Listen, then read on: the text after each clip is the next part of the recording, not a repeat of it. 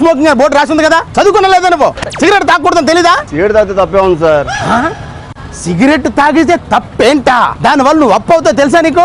తిరిగి నన్నే ప్రశ్నిస్తావు నువ్వు. ఇదిగో నీకు దురదేస్తే నువ్వు గోక్కో, అందుకని పక్కోడు కంటించుకో. నువ్వు సిగరెట్ తాగాలనుకుంటే పక్కన తాగు, అందుకని మనం పీల్చేటట్టు చేయకు. నీకు ఇంకో విషయం తెలుసా? సిగరెట్ తాగేవాడి కంటే పీల్చేవాడికి ఎక్కువ ప్రమాదం తెలుసా నీకు? నా డబ్బులు నా ఇష్టం సార్, నేను తాగుతాను. మీకేంటి బాధ? సుఖంగా పొగ్గొడ తాగినవరు. నేను వద్దంటే మళ్ళీ సిగరెట్ వెలిగించి కాలుస్తావేంట్రా? సుఖంగా తాగడానికి అదేం చలివేంద్రంలో మజ్జిగ కాదురా, పొగరా. అరే ఏదైనా కాలుతుంటే పొగొస్తుంటేనే ముక్కు మూసుకుంటామే, అలాంటిది సిగరెట్ పొగ ఎలా పీల్చమంటావురా? నువ్వు పీల్చే సిగరెట్ పొగలో 60 విషవాయువులు ఉన్నాయి తెలుసా? అవన్నీ గాల్లో కలిసిపోయి అవన్నీ మనం పీలుస్తున్నాం. అవి పీల్చడం వల్ల నువ్వు నేను అందరం గాల్లో కలిసిపోతాం. మా అమ్మ నాన్న సొమ్ముతో కాలుస్తున్నా, నీ సొమ్ముతో కాలుస్తుంటే పెద్ద బిల్లపిస్తావేంటి? అర్థం కాదు. అయినా సిగరెట్ తాగే ప్రతి ఓడికి లోకేనా?